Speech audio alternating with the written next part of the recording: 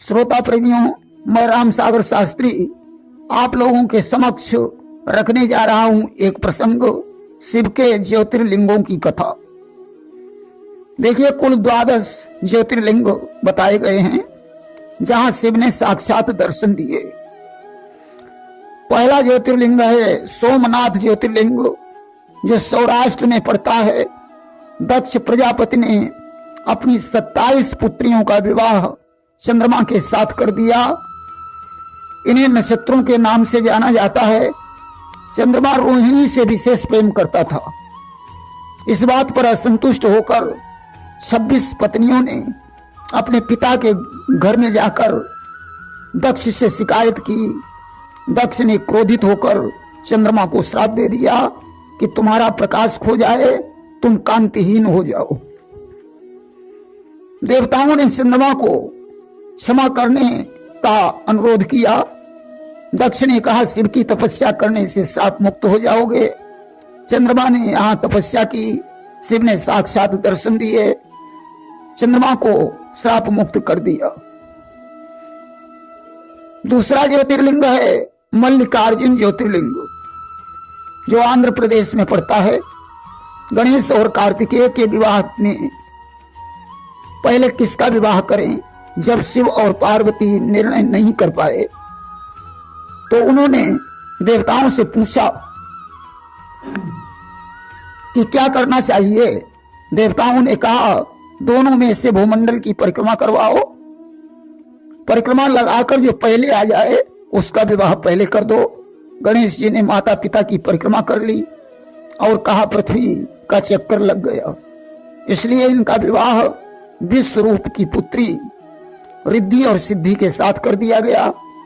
निराश कार्तिकेय शैलावर्त पर जाकर तपस्या करने लगे, जहां शिव अमावस्या को और पार्वती पूर्णिमा के दिन अपने पुत्र से मिली और मल्लिकार्जुन की स्थापना हो गई।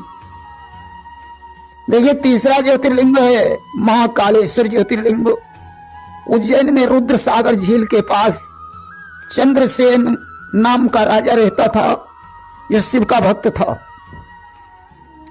एक बार राजा रिपुदमन ने दूषण को साथ लेकर चंद्रसेन पर आक्रमण कर दिया तथा प्रजा को पीड़ा पहुंचाई। राजा ने शिव को याद किया। भोलेनाथ ने प्रकट होकर चंद्रसेन की रक्षा की और इस प्रकार महाकालेश्वर की स्थापना हो गई। चौथा ज्योतिर्लिंग है ओंकारेश्वर ज्योतिर्लिंग। मध्य प्रदेश में नर्मदा नदी के पास शिवपुरी द्वीप पर असुरों ने आक्रमण करके देवताओं को परास्त कर दिया। देवताओं की पुकार पर शिव ने प्रकट होकर दैत्यों का संहार कर देवताओं की रक्षा की और इस प्रकार ओंकारेश्वर की स्थापना हो गई। पांचवा ज्योतिर्लिंग है वैद्यनाथ ज्योतिर्लिंग, जो झारखंड में पड़ता है। रावण ने हिमालय पर तपस्या कर शिव को सिर भेंट किए। रावण जब नवा सिर काट रहा था तभी भगवान शंकर प्रकट हो गए और कहा, वत्स वरदान मांगो। रावण ने लंका चलने का आग्रह किया। शिव ने उसे शिवलिंग प्रदान कर कहा, इसे जमीन पर मत रखना। विष्णु ब्राह्मण बनकर रावण के पास पहुंचे। रावण ने कहा, विप्रदेव शिवलिंग पकड़ लो, मैं लघुशंका हो जा रहा हूं। विष्णु ने शिवलिंग को वहीं स्थापित कर दिया और अंतर्ध्यान हो गए। वही शिवलिंग वैद्यनाथ के नाम से प्रसिद्ध हो गया। देखिए, छठा ज्योतिर्लिंग है भीमा शंकर ज्योतिर्लिंग, जो पुणे में पड़ता है। कुंभकर्ण के पुत्र भीम ने जब देवताओं को परेशान किया तो देवताओं ने शिव का ध्यान किया। शिव ने प्रकट होकर भीम से युद्ध किया। भीम मारा गया।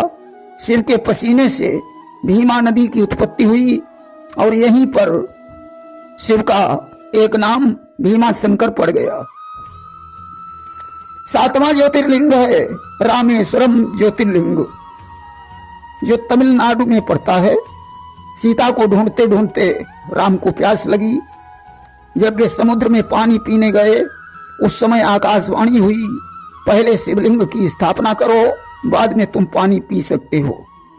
राम ने मिट्टी का शिवलिंग बनाकर स्थापना की। शिव ने साक्षात दर्शन दिए और रावण का वध करने का आशीर्वाद प्रदान किया। वहीं मतांतर में ऐसा भी कहा जाता है कि सेतुबंध के बाद राम ने विचार किया कि करिहूं यहाँ शंभु स्थापना, मोरे हृदय परम कल्पना। मैं यहाँ शंभु की स्थापना करूंगा। और राम ने बालू का शिवलिंग बनाकर स्थापित कर विधिवत पूजन किया और वरदान दे दिया कि जे रामेश्वर दर्शन करी हई अते तनु तजी मम लोक सिधरी हई। जो रामेश्वर का दर्शन करेगा उसे मेरा सानिध्य प्राप्त होगा। 8वां ज्योतिर्लिंग गणेश्वर के नाम से जाना जाता है, जो महाराष्ट्र औरंगाबाद में पड़ता है। अहिल्याबाई होलकर की 2 संतानें थीं, सुधर्म और सुदेशा। अहिल्याबाई की बहन घोष्म से एक बालक हुआ। सुदेशा यानी अहिल्याबाई की पुत्री ने उसे झील में फेंक दिया। उस बच्चे को प्राप्त करने के लिए अहिल्याबाई के पुत्र सुधर्म ने 101 शिवलिंग अर्पित किए थे और झील के पास जाकर शिव का स्मरण किया तो देखा बच्चा झील के किनारे लेटा हुआ है। उसने अपनी मौसी से सुदेशा के लिए क्षमा मांगी। इस तरह गणेश्वर ज्योतिर्लिंग की स्थापना हो गई। 9वां ज्योतिर्लिंग नागेश्वर के नाम से जाना जाता है, जो द्वारिका में पड़ता है। दारुक नाम के राक्षस ने शिव भक्त सुप्रिया को अपने कब्जे में ले लिया और भी महिलाओं को उसने कैद कर लिया। तब सुप्रिया ने सभी महिलाओं को ओम नमः शिवाय मंत्र जाप करने के लिए कहा।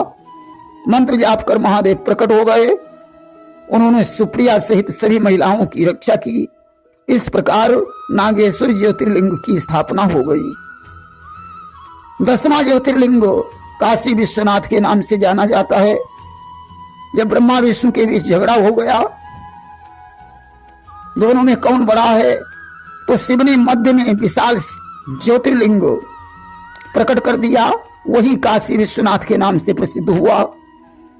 वहीं मतांतर में ऐसा भी कहा जाता है कि जब शिव के आदेश पर भैरव ने ब्रह्मा का एक सिर काट लिया तो ब्रह्म हत्या का विमोचन करने के लिए इन्होंने काशी में तपस्या की और शिव ने इन्हें निष्पाप कर काशी का कोतवाल बना दिया। वहीं एक मत यह भी है कि काशी विश्वनाथ का शिवलिंग भगवान राम ने स्थापित किया था। रावण को मारने से राम को ब्रह्म हत्या लग गई।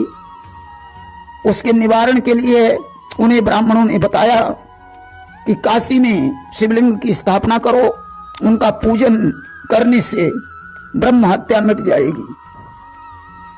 राम ने ऐसा ही किया। वही शिवलिंग काशी विश्वनाथ के नाम से प्रसिद्ध हो गया। 11वां ज्योतिर्लिंग त्रयंबकेश्वर के नाम से जाना जाता है, जो नासिक में गोदावरी नदी के पास है। एक बार अकाल पड़ने पर कुछ ऋषि मुनि अपनी पत्नियों के साथ गौतम के आश्रम पर ठहर गए। उनकी वापस जाने की इच्छा हुई, परंतु वे कुछ कह न सके। अतः उन्होंने एक मायावी गाय को गौतम के अन्नागार में घुसा दिया। हल्की सी छड़ी छूने से वह गाय मर गई और गौतम को गौ हत्यारा बताकर ऋषि मुनि वहां से चले गए। गौतम ने शिव की तपस्या की। शिव ने गंगा से कहा कि वे गौतम के इलाके से निकले हैं। वहीं गौतम ने शिवलिंग की स्थापना की। शिव ने साक्षात दर्शन दिए। गौतम तो वैसे भी निष्पाप थे, अतः वही शिवलिंग त्रयंबकेश्वर के नाम से प्रसिद्ध हो गया। देखिए 12वां ज्योतिर्लिंग केदारनाथ के नाम से प्रसिद्ध है। ब्रह्मा जी के 2 पुत्र थे, नर और नारायण। उन्होंने बद्रीनाथ में शिवलिंग बनाकर स्थापना की और शिव की तपस्या में मग्न हो गए। शिव वहां रोज दर्शन देने लगे। नर नारायण ने शिव से ऐसा वरदान मांगा कि आप सदैव यहीं दर्शन देते रहें। शिव ने तथास्तु कह दिया। इस प्रकार 12 ज्योतिर्लिंगों की कथा जो श्रवण करता है उसे भगवान शिव का सानिध्य प्राप्त होता है। प्रेम से बोलिए शंकर भगवान की जय।